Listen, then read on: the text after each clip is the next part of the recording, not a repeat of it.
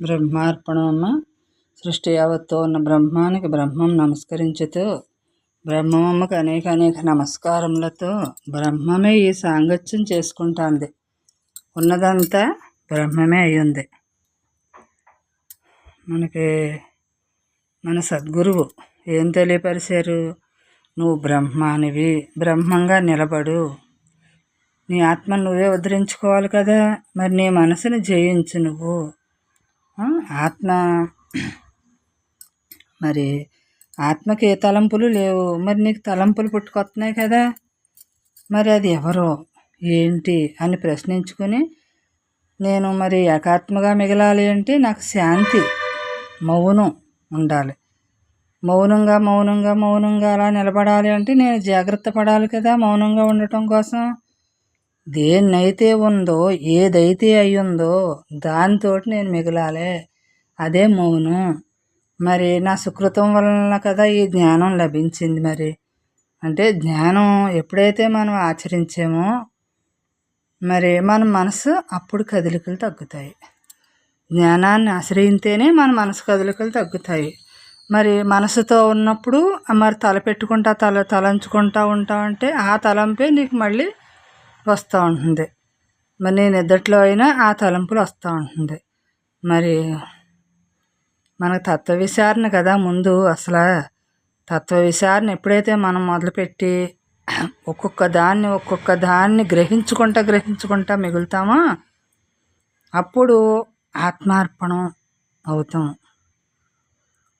మరి మనం దీన్ని ఇష్టపడి బ్రహ్మంగా మిగలటం కోసం ఎందుకు ఇష్టపడుతున్నాము అంటే మనం అదే కాబట్టి ఎప్పటి నుంచో దాని గురించే పోరాడి దానిగా మిగలాలని అనుకుంటున్నాం కాబట్టి అమ్మ దగ్గరికి చేరుకున్నాం. మనకు కారణం లేకుండా ఏది జరగదు కదా. ఏ కార్యం అయినా సరే కారణం లేకుండా జరగదు కదా. మరి మనకు బ్రహ్మగోత్రం అని ఎందుకంటున్నారు? ఉన్నది బ్రహ్మం కాబట్టి. బ్రహ్మ వంశమే ఇది. మరి బ్రహ్మగోత్రం, బ్రహ్మవంశం. మరి మనకి ఇది చివరి జన్మ కాబట్టి ఇంకంతా బ్రహ్మమే మనకే. మరి మన మనసుని ఎప్పుడు కూడా కట్టి పడేయాలి, మన దగ్గరే ఉంచుకోవాలి. దాన్ని భగవంతుడిగా భావించేటట్టు చెయ్యాలి. నీ గురువు నీలోనే ఉన్నాడు, ఉన్నది నువ్వే, బయట గురువే నీ లోపల ఉన్నాడు. మరి గురువు లేని విద్య గుడ్డు విద్య అంటారు కదా. మరి అనుభవించిన వాళ్ళ సాంగత్యం చెయ్యాలి. మనం అనుభవించిన వాళ్ళ సాంగత్యం చేసినప్పుడే మనకి అక్కడ అందుతుంది. అనుభవం లేకుండా ఉట్టి మాటలు మాట్లాడినప్పుడు అక్కడ అందపడతాం. ఏదైనా అందలేదంటే అది బ్రహ్మంగా నేను మిగలటం నాకే తెలియలేదు కాబట్టి అక్కడ మిగలలేకపోతున్నాను అంతే. అలాగా మనం ఒక్కొక్కటి బ్రహ్మ గురువు దగ్గర సరిదిద్దుకుని మన మనసును సరిచేసుకుని అశాంతిగా ఉన్నదాన్ని శాంతిపరుచుకుని ఉన్నది నేనే శాంతం అయ్యున్నాను. నేను అయ్యి ఉన్నదాంతో నేను మిగలాలి. అయ్యి ఉన్నదాంతో మిగలాలి. ఉన్నది అదే కదా.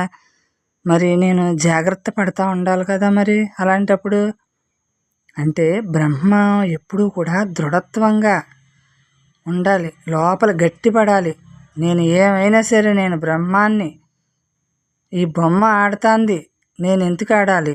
ఈ బొమ్మ ఇది తోలు బొమ్మ ఆడుతుంది. నేను ఎవరిని? నేను బ్రహ్మాన్ని. మరి ఈ బాహ్యనేత్రాలకి నీకు మరి బ్రహ్మంగా నువ్వు మిగలగలవా, చూడగలవా అంటే అది కుదిరే పని కాదు. నీ బుద్ధి స్థానంలో మిగిలి జ్ఞానం అంటే ఏంటి అక్కడ గ్రహించాలి.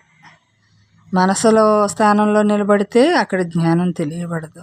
మనసును దాటి బుద్ధి వరకు వెళ్ళి జ్ఞానం అంటే ఏంటి, జ్ఞానాన్ని ఎలా ఆచరించాలి, ఎలా నేను ఈ జ్ఞానంగా నేను మిగలాలి అని అది మన స్వరూపం కాడికి వెళ్ళాలి. మన స్వరూపం ఏంటి? ఎక్కడో స్వరూపం ఉందంటున్నావు, లోతుకి వెళ్ళాలంటున్నావు. ఆ లోతు ఎవరో? నువ్వే. ఆ లోతు నువ్వే. నీ బుద్ధి ఎప్పుడైతే తన వైపుకి తాను తిరిగిందో అప్పుడు జ్ఞానం అభ్యసించినట్లు లెక్క. అంటే జ్ఞానంతో మనం పరమాత్మగా, జ్ఞానం వేరు పరమాత్మ వేరు కాదు కదా. మరి మనం ఆచరించటానికి ఈ బుద్ధిని వాడుకుంటున్నాం, మనం ఆచరించటానికి. దాన్నే చూస్తున్నాం, దాన్నే వింటున్నాము. ఈ స్థూలాన్ని, ఈ సూక్ష్మాన్ని, ఈ స్థూలదేహం కదా ఇది. మరి ఈ సూక్ష్మదేహం మనసు అయింది కదా, ఈ కారణ శరీరం. ఎప్పుడైతే ఇవన్నీ కూడా ఈ దృష్టి పక్కన పెట్టి ఆత్మ దృష్టితో మనం మిగులుదామని చూస్తున్నామో, గ్రహిందామని చూస్తున్నామో, అప్పుడు మనకి జ్ఞానం, అసలైన జ్ఞానం తెలుస్తుంది. అంటే ఇవన్నీ కూడా మన దృష్టిలో ఒక పరమాత్మ ఉన్నప్పుడే అన్ని రకాలు పరమాత్మగా మనకు గోచరింతాయి. మరి అలా జ్ఞానాన్ని ఆచరించుకోవాలి, గ్రహించుకోవాలి జ్ఞానాన్ని. ఇదే ఒక తపస్సులాగా మనకు లోపల అదే జరగాలి. తపస్సు అంటున్నాం, యజ్ఞం అంటున్నాం, యాగం అంటున్నాము, ఇవన్నీ కూడా మన లోపల జరగాలి. యజ్ఞం, జీవుడు పరమాత్మ యజ్ఞం. ఒకటేమో ఉందంటుంది, ఒకటి లేదంటుంది, ఒకటి ఉందంటుంది. ఆ యుద్ధం జరిగాక ఎలా అయితే నిర్మానుష్యం అవుతుందో, అలా మన లోపల తత్వవిచారణ జరిగినప్పుడు సత్వవిచారణ అయిన తర్వాత అప్పుడు మనకి నిర్మానుష్యంగా, నిర్మలంగా, నిశ్చలంగా అలా మిగులుతాం. మరి ఆ తత్వవిచారణ మనకు జరగాలి. అప్పుడే ఆత్మదర్శనం అంటే ఏంటి, మనకు మనమే మిగులుతాం అక్కడ. ఇంకా మనకంటే ఇతరం లేదని తెలుసుకుంటాం. ఈ 3 శరీరాలని దాటి ఉన్నది ఆత్మ. దేన్ని బంధించింది, ఏది బంధించట్లేదో తెలిసింది కదా. ఆత్మగా మిగలటానికి ఆత్మనే దర్శించాలి, కానీ మిగలటమే అది. విడిగా మిగలటానికి ఏమీ లేదు. మరి నా జన్మకు వచ్చిన పని అది. అంటే ఈ స్థూలదేహం బూడిద కలిసిపోతుంది, ఈ సూక్ష్మదేహం మరి ఏం పట్టుకెళ్తుందో సంస్కారాలు అది నడుస్తుంది, అదే కారణం అవుతుంది.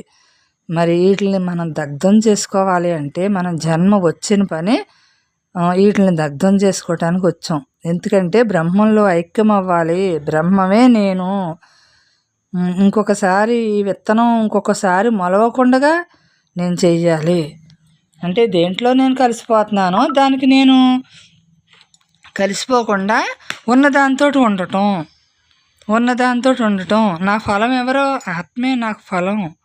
నా శరీరం ఉంది, కానీ నేను ఎక్కడున్నాను, నా శరీరం కూడా నేనే అయ్యున్నాను, విడిగా నేను లేను. అంటే ఈ రక్తమాంసాలతో కూడుకున్న ఈ దేహం మీద మనం అభిమానం పెంచుకున్నప్పుడు ఇది నేను కాదు. ఇది అభిమానం పెంచుకోకుండా దీని మీద అసలు నేనే నిజం, నా నుంచి ఇదంతా జరుగుతుంది అన్నప్పుడు ఈ శరీరం ఏది, మనసు ఏది, బుద్ధి ఏది, ఏముంది అక్కడ? ఉన్నది అక్కడ పరమాత్మ. మరి మన లక్షణాలు, ఎన్నో లక్షణాలు ఉంటాయి మనం తెచ్చుకున్నవే.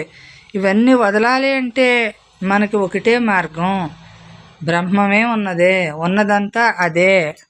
మరి ఏ లక్షణాలతోటి మనం మిగులుదాము అంటే జ్ఞానంతో. నేను జ్ఞానాన్ని ఎప్పుడైతే ఆచరించానో అలా జ్ఞానంగా నేను మిగిలినప్పుడే నేను ఆత్మనివేదన నన్ను నేను చేసుకోగలుగుతాను. ఆత్మనివేదన అయిపోవాలి. మనం విడిగా ఉండకుండా ఆత్మనివేదన అయిపోవాలి. అంటే మనం శివుడు ఎలా అయితే లింగం, గుళ్ళో లింగం, శివలింగం ఎలా అయితే కదలిక లేదో అలా కదలిక లేని స్థితిలో మనం ఆత్మలింగం అన్నమాట. ఆత్మలింగం అవ్వాలి అంటే అదే స్వరూపం. అందులో ఒక శక్తి ఉంది, అదే పొందవలసింది మనం. అంటే మరి అది పొందాలి అంటే ఉన్నదంతా బ్రహ్మాన్ని చేసుకోవాలి. పొందటానికి వేరే వస్తువు లేదు, ఉన్నదే అది, దానిగా మిగలాలి అని మన బ్రహ్మం అనేక సార్లు మనకు తెలియపరిచారు. నీ స్వరూప స్థితిలో నువ్వు మిగులు, నీ శక్తిని నువ్వు వినియోగించుకో, నీ మీదే నువ్వు ఆధారపడు అని. ప్రతి అణువు అదే ఉంది అని చెప్పారు కదా. ప్రతి అణువులోనే నువ్వే ఉన్నావు, ప్రతి అణువు తానే అయి ఉంది. మరి రెండు ఒకటే కదా, వేరుగా ఏమన్నా ఉందా? లేదు కదా. మరి నువ్వు అలా ఆత్మగా మిగులు. అంటే మనం ఈ దేహాన్ని తెచ్చుకున్నాం, అందుకోసమే తెచ్చుకున్నాం, మిగలటం కోసం తెచ్చుకున్నాం ఈ పరికరాన్ని. మరి దేహం దేవాలయం అంటున్నారు కదా. మరి ఆ దేవాలయంలో దేవుడు ఉండాలి అంటే మనం మన అంతరంగంలో మనం ఎలా మిగలాలి, బ్రహ్మాన్ని నేను ఎలా నా అంతరంగంలో తెలుసుకోవాలి అని, నా శక్తిని నేను ఎలా వినియోగించుకోవాలి అని మనకు తెలియాలి. అంటే మన శక్తి మేరకే మనం దర్శించగలుగుతాం కదా. మరి మాయతోటి స్నేహం చేసినప్పుడు ఈ శక్తి ఎక్కడి నుంచి వస్తుంది మనకి? ఆ మాయ కూడా ఆ బ్రహ్మం నుంచే జరుగుతుంది, కానీ ఇక్కడ అంటించుకుంటుంది, అక్కడ అంటించుకోకుండా నువ్వుగా మిగులుతుంది. మరి ఈ బాహ్య ప్రపంచాన్ని మనం ఆకర్షించాలంటే మనం ఈ ఆకర్షించింది అంటే మనల్ని ఎంత ఇందులోకి లాగబడుతుందంటే మనకు విషయాలకు లోనవుతున్నాం కాబట్టి అక్కడ లాగబడుతుంది. విషయానికి లోనవ్వకపోతే అక్కడ లాగబడేది ఏమీ లేదు. మరి మనకి తెలియజెప్పిన జ్ఞానాన్ని, బ్రహ్మము తెలియజెప్పిన జ్ఞానాన్ని మనం ఎలా తీసుకున్నాము అంటే, నాలోని అందరిలోని అంతటా ఉన్నది ఒక్కటే, సర్వ జీవరాశులు కూడా ఉన్నది ఒక్కటే, బ్రహ్మమే అయ్యున్నారు. మరి నా ఆలోచన నేను మార్చుకోవాలంటే ప్రతి క్షణం నేను బ్రహ్మమై ఉన్నాను కాబట్టి నేను బ్రహ్మంగా చూడగలుగుతాను. మరి నా జీవిత విధానాన్ని నేను అలా మలుచుకోగలుగుతాను. దేన్ని తొలగించుకుంటాను, దేన్ని వదిలిపెడతాను అంటే మాయ లేదు, ఉన్నది బ్రహ్మం చేసుకుంటాము. అంటే మరి మనకి ఏం చెప్పారు, దుంప తవ్వినట్టు తవ్వుకోండర్రా అన్నారు కదా. అంటే దుంప తవ్వేసితే ఇంకా మళ్ళీ పుట్టదని.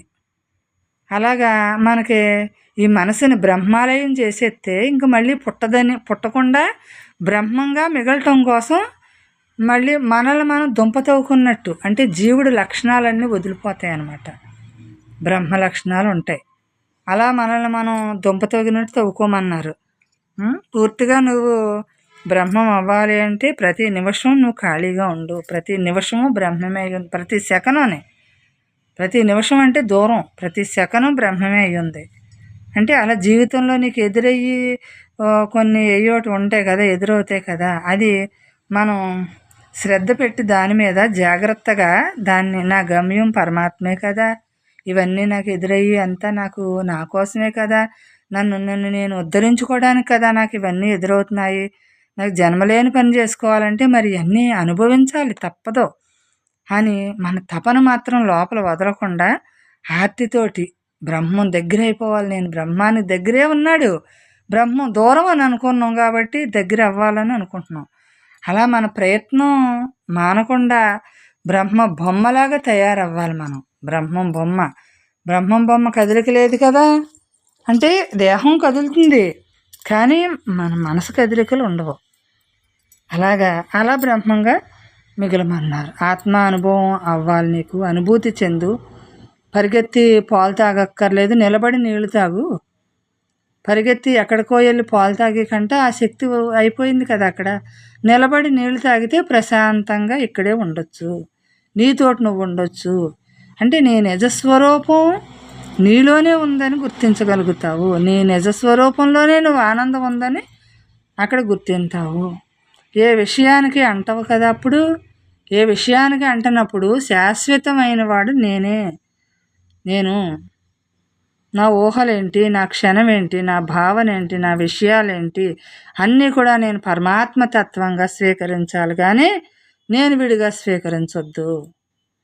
నా ఆత్మనే నేను మిగలాలి, నా ఆత్మే నాకు ఉన్నది, అంతా ఆత్మే. నాకు శత్రువులు మిత్రులు అందరూ ఆత్మస్వరూపమై ఉన్నారు అని అప్పుడే మనం అనంత బ్రహ్మం, ఉన్నది బ్రహ్మం అనంతంగా ఉన్నది అనేసి మనం అప్పుడు అనుభవపూర్వకంగా గ్రహిస్తాం, మనం అనుభవపూర్వకంగా తెలుసుకుంటాం. అంటే సాక్షాత్కారం తప్ప మనకి వేరే మార్గమే లేదు, అసలు వేరే మార్గం లేదు. సముద్రం గర్భంలో ముత్యాలు ఉంటాయంటారు కదా, ఆ ముత్యాలను నువ్వు ఎంత లోతుకి వెళ్తే ఆ ముత్యాలు నీకు తెలియబడతాయి. అలా బ్రహ్మంగా నువ్వు ఎంత నువ్వు ఎదిగితే అందులోకి లోపలికి సముద్ర గర్భంలోకి వెళ్ళినట్టుగా నీ ఊపిరి బిగబెట్టుకుని సముద్రంలోకి వెళ్తావు కదా. మరి ఆ ముత్యాలు ఎలా అందుతున్నాయి నీకు? లోతుకి వెళ్తేనే ముత్యాలు దొరుకుతున్నాయి కదా. మరి నీకు వైరాగ్యం ఉండాలి కదా ముందు. వైరాగ్యం ఉంటేనే నీకు హృదయం లోతుల్లోకి తత్వ విచారణ చేసుకుని ములిగి ఆత్మస్వరూపంగా నా సంపద ఇదే అనేసి ఆ ముత్యాలు దుఃఖం లేని స్థితే మన సంపద కదా. ఆనందమయ జీవితమే మన సంపద కదా. మరి దాన్ని మనం అనుభవించగలుగుతాం. అది అహంకారం లేదు, అక్కడ మమకారం లేదు, రాగం లేదు, ద్వేషం లేదు, అక్కడ ఏమీ లేదు కదా. సుఖమయ జీవితం అన్నమాట ఆ జీవితం. అయ్యే ఆ సముద్ర గర్భంలోకి వెళ్ళి ముత్యాలంటారే, మనకి ఇక్కడ ఈ సుఖమయ జీవితం జీవిస్తున్నామే మనం. అంటే మన సంపద మనం ఎక్కడో సొత్తు ఎక్కడితో లాక్కు రావట్లేదు, మన సొత్తునే మనం వినియోగించుకుంటున్నాం. మనకంటే విడిగా లేదు అని వినియోగించుకుంటున్నాం. అంటే మనం ప్రతి క్షణం అలా మిగలటం చూసుకోవాలమ్మా. ఉన్నదదే ఉన్నదదే ఉన్నదదే అంట దానికోసమే చూడాలి, దానికోసమే జీవించాలి, దానిగా మిగలటం కోసమే జీవించాలి. అయ్యో ఇలా మిగలటం కోసమే జీవింతే ఈ జీవితం ఎలాగా అని అనిపించవచ్చు.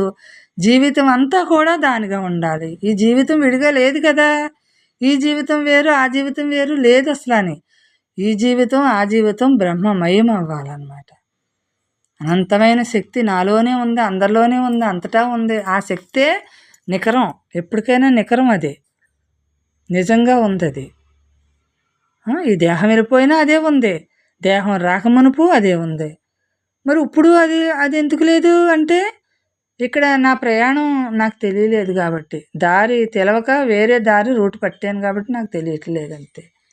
వేరే రూట్ అంటే ఏంటి, వేరేగా నేను వెళ్ళాలనుకుంటున్నాను. ముక్కుకి ఇటు ఇలా తిప్పకుండగా ఇలా దూరంగా వెళ్ళినట్టు వెళ్తే ఎప్పుడుకో తెలుసుకుంటాం, ఎప్పుడుకి అందబడుతుంది.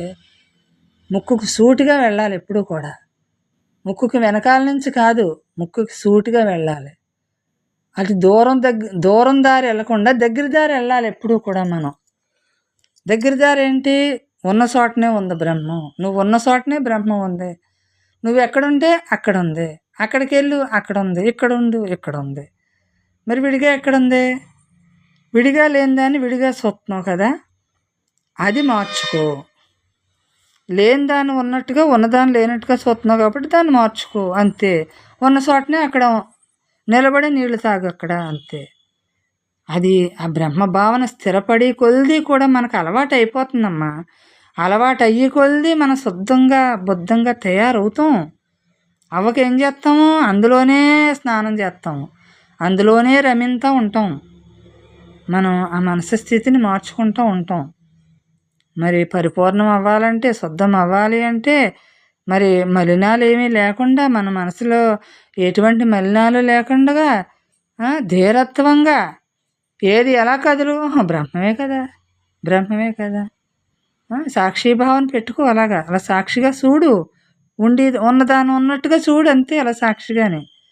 అప్పుడు ఊరికే ఉండగలుగుతావు. ఊరికే ఉండటం అలవాటు అవుతుంది.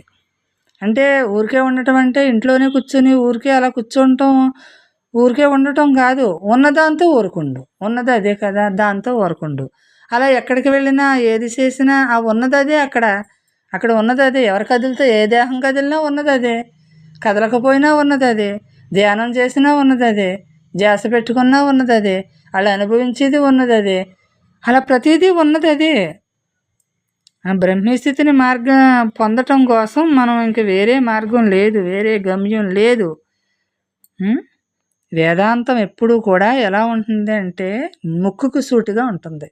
సూటి అయిన మార్గం ఇది, సూటిగా ఉంటుంది. అంటే నిన్ను నువ్వు నిలబెట్టుకునే స్థితి నీకు వేదంలో ఉంది.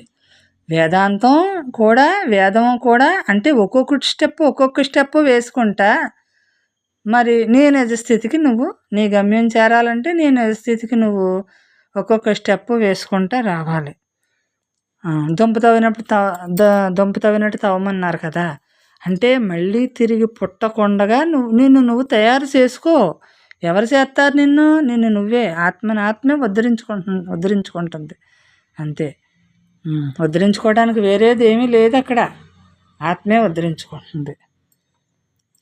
అంటే నువ్వు నిన్ను నువ్వే గమనించుకుంటావంటే గమనించుకుని కొలిది నువ్వు ఉద్ధరించుకున్నట్టు అయిపోతుంది అక్కడ. సత్యం, ధర్మం, న్యాయం అంటే మనం ఇక్కడ ఈ ప్రపంచంలో సత్యం నడవాలి, న్యాయం నడవాలి, ధర్మం నడవాలంటే అక్కడ సాకటా లేదు. ఎందుకంటే మనసు పెడితే ఎలా సాగుతుంది అక్కడ? సత్యం, ధర్మం, న్యాయం, అన్యాయం అన్నీ కూడా బ్రహ్మంలోనే నుంచే జరగాలి. ప్రతీది బ్రహ్మంలో నుంచే జరగాలి. ఇదంతా అప్పుడు మన సద్గురువు ఏం తెలియపరిచారు? సత్యంగా నడవమన్నారు. బ్రహ్మంగా నడువు, అదే సత్యం అవుతుంది. అదే నీ మార్గాన్ని చూపించింది. నీ ధర్మం అంతా, నీ న్యాయం అంతా కూడా అక్కడే ఉంది. దానిగా మిగిలితేనే నువ్వు అక్కడ యజమానిగా ఉంటేనే ఈ సత్యం, ధర్మం అన్నీ ఆటోమేటిక్గా జరుగుతాయి. నీ సద్గురువు నీలోనే ఉన్నాడు కదా. మరి నీలో ఉన్నవాడు నీకు గైడెన్స్ ఇచ్చి నిన్ను నడిపించాడంటే నీకెందుకు నువ్వు వింటలేదనమాట. సద్గురు చెప్పినట్టుగా నువ్వు వింటలేదు కాబట్టి నీకు నువ్వే నెత్తి మీద భారం పెట్టుకుంటున్నావు కాబట్టి నీకు తెలియట్లేదు. భారం అంతా పరమాత్మ నీలో ఉన్న సద్గురువు మీద పెట్టే బాధ్యత, భారం అన్నీ ఆయనే చూసుకుంటాడు. అప్పుడు అలా మిగలగలుగుతావు. అంతా నేనే, అన్నీ నేనే అని చెప్పారు కదా. విడిగా ఏముంది ఇంకా అని చెప్పారు. నువ్వుగా జీవాత్మని పరమాత్మకి ఎప్పుడైనా చేయవలసిందే. అదేదో ఇప్పుడు తెలిసింది కాబట్టి అలాగా చేసుకో. అలా మిగులు. అండపిండ బ్రహ్మాండం అంతటా సర్వవ్యాపకంగా ఉన్నదంతా కూడా ఒకటే అయి ఉంది కదా. అది అందరిలోనే అంతటా ఉంది కదా, వేరుగా లేదు కదా. ఆ ఆధారంతో నువ్వు నడుస్తున్నావు అనేసి ఆ ఆధారంగానే నువ్వు మిగులు. ఉన్నదే ఆధారం అనేసి అలా మిగులు అంటున్నారు. బ్రహ్మార్పణమమ్మ. బ్రహ్మజ్ఞాని ఎలా ఉంటారు? బ్రహ్మజ్ఞాని ఎలా ఉంటారంటే బ్రహ్మంగానే మిగిలిన్నారు కాబట్టి దేన్నైనా బ్రహ్మంగానే తెలియబడుతుంది. అక్కడ బ్రహ్మంగానే ఉంటారు, బ్రహ్మంగానే మిగిలేరు. తాను చేస్తున్నారు కాబట్టి తాను చేయట్లేదు, జరుగుతుంది. ఉన్నదంతా తానే అయి ఉంది, తానే అంతా అయి ఉంది. మరి తానే అంతా అయినప్పుడు వాళ్ళకి చేయటానికి ఏమన్నా ఉందా? బ్రహ్మజ్ఞానులకి చేయటానికి ఏమీ లేదు. దాని ఫలితం ఏమీ లేదు. ఫలితాన్ని కోరిక లేదు. చేసేది తానే కదా.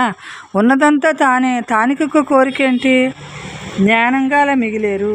ఈ ద్వంద్వాలతో సంబంధం లేదు, దేనితోటి భ్రమించటం లేదు. దేహం కదులుతుంది కానీ లోపల కదిలికే లేదు. మరి తనకి ఎలా ఉంటుందంటే ఆలోచనారహిత స్థితి ఉంటుంది బ్రహ్మజ్ఞానులకి. ఆ జ్ఞానమే అసలైందనేసి వాళ్ళు తన నిజస్వరూపంగా మిగులుతారు. తన నిజస్వరూపం తనకు తెలుసు కాబట్టి అలా మిగిలిన్నారు. మనం వాళ్ళని ఎలా చూస్తున్నామంటే మనం చూసే విధానం తేడా అంతే. అంటే మనం అది అయినప్పుడే, అది అనుభవించినప్పుడే మనకు తెలుస్తుంది. శాంతం అనుభవించాలి. తీపి ఎలా ఉందంటే తీయగా ఉంది అని అంటున్నాము. ఆ తీపి ఎలాగా ఆ రుచి తెలుస్తుంది? నాలుక మీదే ఆ రుచి తెలుస్తుంది, మళ్ళీ లోపలికి వెళ్ళాక ఆ రుచి లేదు కదా. అలాగే మన బ్రహ్మం ఎలా ఉన్నారు అంటే మనకి ఎలా తెలియబడుతుంది? నువ్వు లోపల దాన్ని అనుభవించాలి. మరి అనుభవించగా నీకు శాంతి లభించిందంటే అక్కడ అసలు ఏంటన్నదే అక్కడ తెలియబడుతుంది, గ్రహించింది. ఓహో, ఇలా మిగలాలా నేను? బ్రహ్మమ్మ స్థితిగా నేను మిగలాలంటే ఎప్పుడూ మిగలలేకపోతున్నానేంటి అంటే ఎప్పుడూ ఉన్నది అదే అనేసి బలమైన నిర్ణయం తీసుకోవాలి. ఎప్పుడు ఉన్నది అదే, ఎప్పుడు ఒకటే ఉంది. రెండో దానిగా భావించింది, ఆ రెండోది నేను కాదు అసలనే. నాలోంచి జరుగుతుంది కానీ నేను ఎలా అయ్యాను? అలా విడదీసేసుకుని అలా మిగిలితేనే మరి కదిలిక ఉండదు, లోపల కదిలిక ఉండదు, లోపల స్పందన ఉండదు. మన ప్రతిదీ యథార్థంగా మిగలాలమ్మా, స్వరూపంగా మిగలాలి. అదే శుభం, అదే సౌఖ్యము. ఏది గుర్తింటున్నాము? గుర్తించి వస్తువు వేరే ఉందా అంటే ఉన్నది అదే. అది వస్తువు కాదు కదా, ఉన్నది అదే ఉంది. శక్తి, ఆ పవరు అక్కడి నుంచి ప్రతిదీ జరుగుతుంది కదా. అందుకనే నేను కాలు కదుపుతున్నాను, చేయి కదుపుతున్నాను, మరి నా మెడ కదుపుతున్నాను, మరి నేను నడుస్తున్నాను, నేను తింటున్నాను, కూర్చుంటున్నాను. మరి ఇవన్నీ ఎవరో? బ్రహ్మం కాదా? ప్రతిదీ బ్రహ్మం నుండి కదా కదులుతుంది. మరి నేననే భావన ఎందుకు వదిలిపెట్టలేకపోతున్నాను? నేను తాను చేస్తావంటే నేను చేసాను అనుకుంటున్నాం. ఎవరో చేసిన పనికి మనం గొప్ప చెప్పుకుంటే ఎలా కుదురుతుంది? మన గొప్ప ఏముంది అందులోని? ఎవరో చేసిన పనికి వాళ్ళకి ఉంటుంది, అది మనకేముంటుంది? బ్రహ్మము వచ్చారు భూమి మీదకే, దేహంగా వచ్చారు. ఇక్కడ మనం ఇంతమంది తయారవటం కోసం, బ్రహ్మజ్ఞానులుగా తయారు అవటం కోసం బ్రహ్మం పంపుకున్నాడు, బ్రహ్మం చేసుకుంటున్నాడు. మరి మనం చేసామంటే అక్కడ ఎలా కుదురుతుంది? బ్రహ్మం కదా అక్కడ చేస్తాను, బ్రహ్మం అమ్మ ద్వారాగానే. నేను అంటే అక్కడ ఎలా కుదురుతుంది? నేను మాట్లాడుతున్నాను, నేను వింటున్నాను, నేను చూస్తున్నాను అంటే అక్కడ నా కదలిక ఉంది. మనం బ్రహ్మం అమ్మ దగ్గరికి వెళ్ళి కూర్చుని అక్కడ నేనే వింటున్నాను అనుకుంటున్నాము, నేనే మాట్లాడుతున్నాను అనుకుంటున్నాము. మరి అదంతా కూడా ఎప్పటికి బ్రహ్మంగా మిగులుతాము? నేను నేను అంటావంటేని, ఓహో ఇక్కడ నేను వింటలేదు, బ్రహ్మం అమ్మ దగ్గరికి వెళ్ళి చెప్పేది అక్కడ బ్రహ్మం కాబట్టి ఇక్కడ వినేది బ్రహ్మమే కదా అయ్యింది. మరి నేను ఎక్కడ ఎలా విన్నాను, నేను ఎక్కడ ఎలా మాట్లాడాను, నేను ఎక్కడ ఎలా చూశాను, అందరినీ చూశాను. ఆనందం, బ్రహ్మానందం, అదంతా కూడా బ్రహ్మానందమే.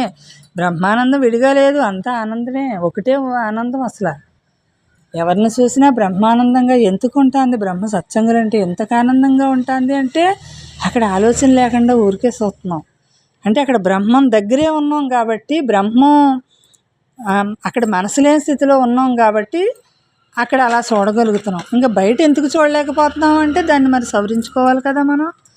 ఎందుకు చూడలేకపోతున్నాం అంటే ఇక్కడ మనసు పనిచేస్తుంది కాబట్టి, ఈ మనసు నేను కాదు కాబట్టి, ఇక్కడ మనసు నేను అనుకుని చూస్తున్నాను కాబట్టి ఇక్కడ ఇలా తెలియబడుతుంది నాకు. ఓహో ఇది కాదు కదా, అక్కడ ఎలా ఉన్నానో ఇక్కడ కూడా అదే ఉంది. మరి నా మనసు కదలికలు ఉన్న మాల ఇక్కడ నాకు ఇలా కనిపించింది, అక్కడ లేని మాల అలా ఉన్నాను, అంతే కదా అనేసి అలా అలా అలా తెలివి పడాలన్నమాట.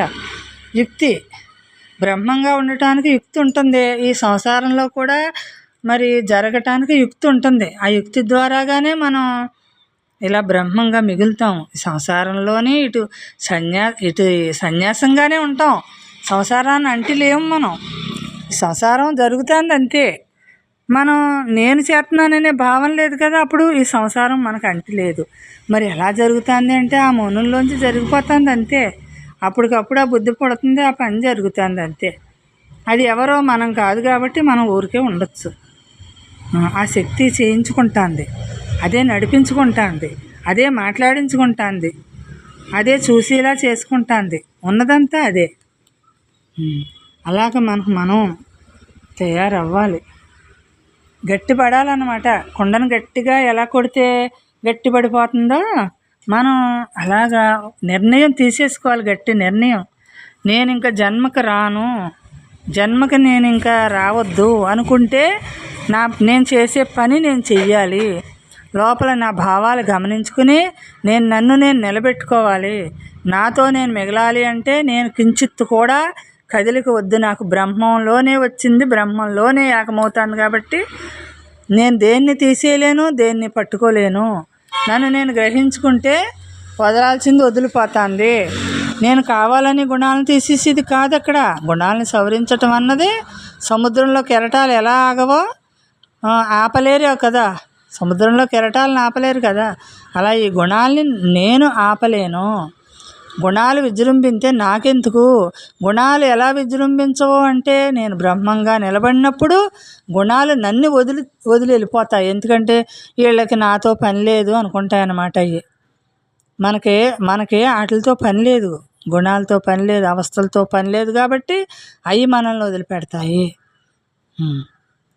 అంటే బ్రహ్మంగా నిలబడటం కోసం మనం స్ట్రాంగ్గా అలాగా ఒక పట్టుకోవాలి. నేను ఏమైనా సరే నేను బ్రహ్మంగా మిగలాలి, ఉన్నది బ్రహ్మమే, నేను అలా మిగలాలి అని మనం అలా అనుకుంటా అలా బ్రహ్మజ్ఞానంగా యథార్థాన్ని గుర్తించుకుంటమే మన పని. అసలు మనం వచ్చిన పనే అది, దాంతో మిగలటమే మనం చూసుకోవాలి.